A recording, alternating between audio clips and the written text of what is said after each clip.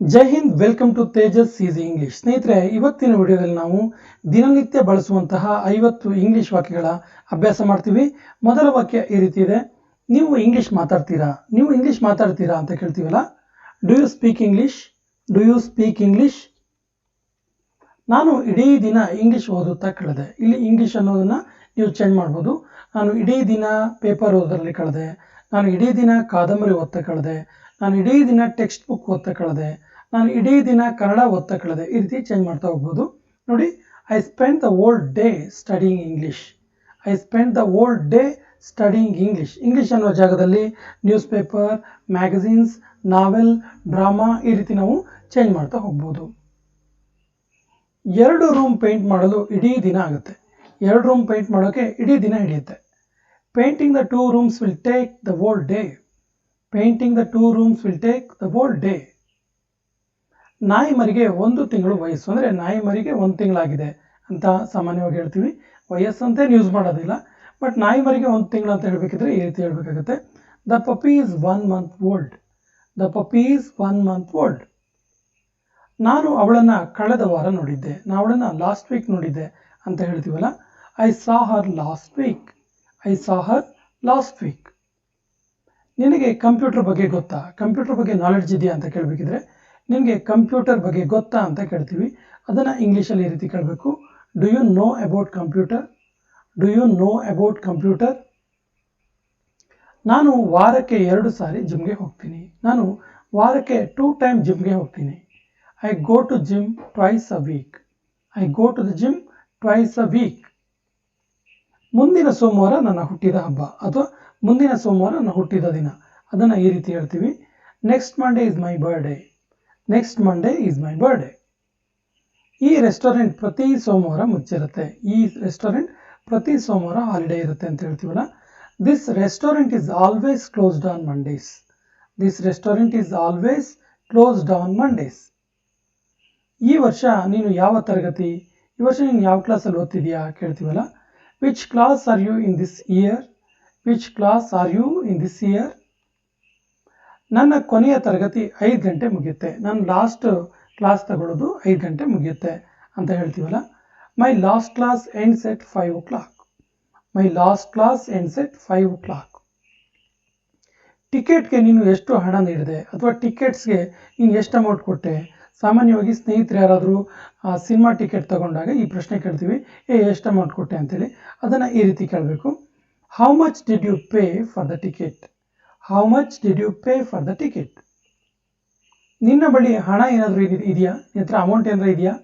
Do you have any cash on you? Do you have any cash on you? ನೀವು ಹಣವನ್ನು credit card ಮೂಲಕ ನೀಡ್ತೀರೋ, cash ಕೊಡ್ತೀರೋ?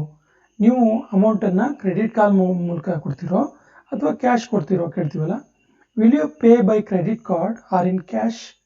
Will you pay by credit card or in cash? ನೀನು ನನಗೆ ಸ್ವಲ್ಪ ಹಣ ಕೊಡ್ತೀಯಾ? ನೀನು ಸ್ವಲ್ಪ ಅಮೌಂಟ್ ಕೊಡ್ತೀಯಾ ನನಗೆ? Can you lend me some money? Can you lend me some money? ಅವನು ಈಗಷ್ಟೇ ಹೊಸ ಮೊಬೈಲ್ ತಗೊಂಡಿದ್ದಾನೆ. ಈಗ ಜಸ್ಟ್ ತಗೊಂಡಿದ್ದಾನೆ ಅನ್ನುವ ಅರ್ಥದ ವಾಕ್ಯ ಇದು.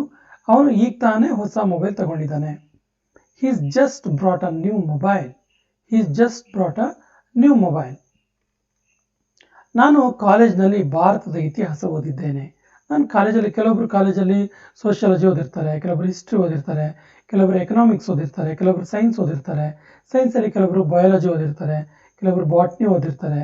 ಈ ರೀತಿ ನಾವು ಏನು ಓದಿದ್ದೀವಿ ಅಂತ ಹೇಳ್ತೀವಲ್ಲ, ಅದನ್ನು ಇಲ್ಲಿ ಭಾರತದ ಇತಿಹಾಸ ಅನ್ನೋ ಜಾಗದಲ್ಲಿ ಸಬ್ಜೆಕ್ಟ್ ಚೇಂಜ್ ಮಾಡಿ ನಾವು ಹೇಳ್ಬೋದು. ನೋಡಿ, I studied Indian history at college. ಇಲ್ಲಿ I studied botany at college, I studied biology at college, I study commerce at college. ಈ ರೀತಿ ನಾವು ವಾಕ್ಯವನ್ನು ಚೇಂಜ್ ಮಾಡ್ಬೋದು.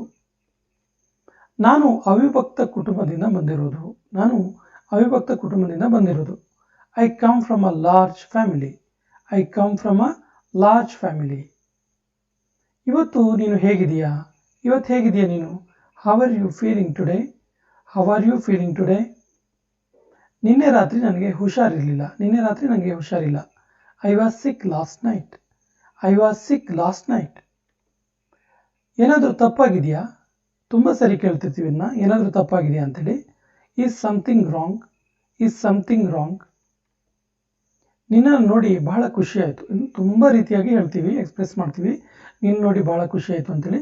ಒಂದು ರೀತಿ ಈ ರೀತಿ ಹೇಳ್ತೀವಿ ನೋಡಿ, it's good to see you, it's glad to meet you, ಅದನ್ನು ಹೇಳ್ತೀವಿ. It's so good to see you ಅಂತ ಕೂಡ ಹೇಳ್ತೀವಿ. ಅವಳು ಒಳ್ಳೆ ಇಂಗ್ಲೀಷ್ ಮಾತಾಡ್ತಾಳೆ, ತುಂಬ ಚೆನ್ನಾಗಿ ಇಂಗ್ಲೀಷ್ ಮಾತಾಡ್ತಾಳೆ ಅವಳು. She speaks very good English, she speaks very good English.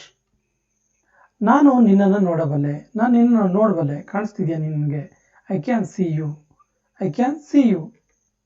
ನೀವು ಎಲ್ಲಿಯವರು, ನೀವು ಎಲ್ಲಿಯವರು? Where are you from, where are you from. ವಿಷಯವನ್ನು ಹೆಚ್ಚು ಎಳಿಬೇಡ, ವಿಷಯನ ಜಾಸ್ತಿ ಸ್ಟ್ರೆಚ್ ಮಾಡಬೇಡ. ಸಾಮಾನ್ಯವಾಗಿ ನಾವು ಅದಕ್ಕೆ ಎಕ್ಸಾಂಪಲ್ ಕೊಡ್ತೀವಿ, ವಿಷಯನ ಚ್ವಿಂಗಮ್ ಥರ ಎಳಿಬೇಡ ಮರೆಯ ಅಂತೇಳಿ. ಅದನ್ನು ಈ ರೀತಿ ಹೇಳಬೇಕು ಇಂಗ್ಲೀಷಲ್ಲಿ, don't stretch the matter further, don't stretch the matter further. ಅಲ್ಲಿಗೆ ಹೋಗೋದ್ರಿಂದ ಯಾವುದೇ ಪ್ರಯೋಜನ ಇಲ್ಲ, ಅಲ್ಲಿಗೆ ಹೋಗೋದ್ರಿಂದ ಏನು ಯೂಸ್ ಇಲ್ಲ. It's no use going there, it's no use going there. ನನಗೆ ನಿದ್ದೆ ಬರ್ತಿದೆ, ನನಗೆ ನಿದ್ದೆ ಬರೋ ಹಾಗಾಗ್ತಿದೆ. I am feeling sleepy, I am feeling sleepy. ಅವಳಿಗೆ ಬೈಬೇಡ, ಅವಳಿಗೆ ಬೈಬೇಡ. Don't abuse her, don't abuse her. ಇದೆಲ್ಲವೂ ನಿನ್ನದೇ ಅನ್ಕೋ, ಇದೆಲ್ಲವೂ ನಿಂದೇ ಅನ್ಕೋ. It's all yours, it's all yours. ಅದರ ಜವಾಬ್ದಾರಿ ನೀನೆ, ಅದಕ್ಕೆ ರೆಸ್ಪಾನ್ಸಿಬಲ್ ನೀನೆ ಅಂತ ಹೇಳ್ತೀವಲ್ಲ. You are responsible for that, you are responsible for that. ಅವನನ್ನು ಕೇಳೋದ್ರಿಂದ ಯಾವುದೇ ಪ್ರಯೋಜನ ಇಲ್ಲ, ಅವನನ್ನು ಕೇಳೋದ್ರಿಂದ ಏನು ಯೂಸ್ ಇಲ್ಲ. It's no use asking him, it's no use asking him. ನಮ್ಮ ಜೊತೆ ಬಾ, ನಮ್ಮ ಜೊತೆ ಬಾ, ಕಮ್ ವಿತ್ ಅಸ್. ನನ್ನ ಜೊತೆ ಬಾ, ಕಮ್ ವಿತ್ ಮೀ. ಅವಳ ಜೊತೆಗೆ ಹೋಗು, ಗೋ ವಿತ್ ಹರ್. ಆ ರೀತಿ ನಾವು ಹೇಳಬೇಕಾಗತ್ತೆ. ನೀನು ಇದರಿಂದ ತಪ್ಪಿಸ್ಕೊಳ್ಳಲು ಆಗೋದಿಲ್ಲ, ನೀ ಇದರಿಂದ ಎಸ್ಕೇಪ್ ಆಗೋಕ್ಕಾಗಲ್ಲ. You cannot escape from this, you cannot escape from this. ನೀವೇನು ಹೇಳಿದ್ರಿ, ನೀವೇನು ಹೇಳಿದ್ರಿ? What did you say, what did you say? ನಿಮ್ಮ ಬುದ್ಧಿಯನ್ನು ಉಪಯೋಗಿಸಿ, use your brain, use your brain. ನೀರು ತುಂಬಿ ಹರಿತಿದೆ, ನಲ್ಲಿ ಬಂದ್ ಮಾಡಿ. ನೀರು ತುಂಬಿ ಹರಿತಿದೆ, ಪೋಲಾಗ್ತಿದೆ, ನಲ್ಲಿ ಬಂದ್ ಮಾಡಿ ಅಂತ ಹೇಳ್ತೀವಲ್ಲ. The water is running over, turn off the tap. The water is running over, turn off the tap. ಕಾಫಿಯನ್ನು ಕಾಯಿಸು, heat up the tea, heat up the tea. ಒಂದಿಷ್ಟು ಹೊಸದನ್ನು ಕಲಿಯೋಣ, ಒಂದಿಷ್ಟು ಹೊಸದು ಕಲಿಯೋಣ. Let's learn something new, let's learn something new.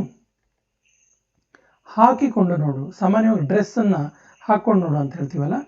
Try it on, try it on. ಯೋಚಿಸಿ ಆರಿಸು. ಇದು ಎಲೆಕ್ಷನ್ ಟೈಮಲ್ಲಿ ತುಂಬ ಚೆನ್ನಾಗಿ ಬಳಕೆ ಆಗುವಂಥ ವಾಕ್ಯ ಇದು.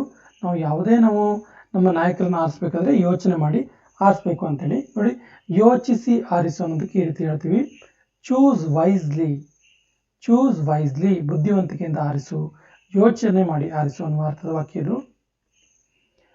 ನೀನು ಬದಲಾಗಿದ್ದೀಯಾ, ನೀ ಬದಲಾಗಿದೆಯಾ ಅಂತೇಳಿ ಹೇಳ್ತಿರ್ತೀವಿ. You have changed, you have changed. ಸುತ್ತಲೂ ನೋಡು, ಸುತ್ತಲೂ ನೋಡು. Look around, look around. ಇದು ಖಂಡಿತ ತಪ್ಪು, ಇದು ಖಂಡಿತ ತಪ್ಪು. It's absolutely wrong, it's absolutely wrong. ಇದು ಖಂಡಿತ ಸರಿ, it's absolutely right, it's absolutely right. ಜನ ನೋಡ್ತಿದ್ದಾರೆ, people are watching, people are watching. ನಾನು ಅಸಹಾಯಕ, ನಾನು ಅಸಹಾಯಕ. I am helpless, I am helpless. ಸನ್ನೆ ಮಾಡಬೇಡ, ಸನ್ನೆ ಮಾಡಬೇಡ. Don't gesture, don't gesture. ಯಾರದ್ದೋ ಸ್ನೇಹಿತ, ಅವನು ಯಾರು ಕೇಳಿದಾಗ ಅವನು ಯಾರ್ದೋ friend. Someone's friend, someone's friend. ನನಗೆ ಸ್ವಲ್ಪ ನೀರು ಕುಡಿ, ನನಗೆ ಕುಡಿಯೋಕೆ ಸ್ವಲ್ಪ ನೀರು ಕುಡಿ ಅಂತ ಕೇಳ್ತೀವಲ್ಲ. Give me some water, give me some water. Vikrant Rona movie ಹೇಗಿದೆ? ಕೊನೆಯ ವಾಕ್ಯ ಇದು, 51th ಸೆಂಟೆನ್ಸ್ ಇದು. ಇದಕ್ಕೆ ಸರಿಯಾದ ಇಂಗ್ಲೀಷ್ ವಾಕ್ಯವನ್ನು ಕಮೆಂಟ್ ಬಾಕ್ಸಲ್ಲಿ ಕಮೆಂಟ್ ಮಾಡಿ. ಮುಂದಿನ ವಿಡಿಯೋದಲ್ಲಿ ಇನ್ನಷ್ಟು ಹೆಚ್ಚಿನ ಇಂಗ್ಲೀಷ್ ವಾಕ್ಯಗಳ ಅಭ್ಯಾಸ ಮಾಡೋಣ. ನಮ್ಮ ಹಿಂದಿನ ವಿಡಿಯೋಗಳ ಲಿಂಕನ್ನು ಡಿಸ್ಕ್ರಿಪ್ಷನ್ ಬಾಕ್ಸಲ್ಲಿ ಹಾಕಿರುತ್ತೆ. ನಮ್ಮ ಹಿಂದಿನ ವಿಡಿಯೋಗಳನ್ನು ನೋಡಿ. ಮತ್ತು ನಮ್ಮ ಚಾನಲ್ ಫಸ್ಟ್ ಟೈಮ್ ನೋಡ್ತಾ ಇದ್ರೆ ಸಬ್ಸ್ಕ್ರೈಬ್ ಆಗಿ ಅಂತ ಹೇಳ್ತಾ ಇವತ್ತಿನ ಸೆಷನ್ ಕಂಪ್ಲೀಟ್ ಮಾಡ್ತಾ ಇದ್ದೀನಿ. ಜೈ ಹಿಂದ್.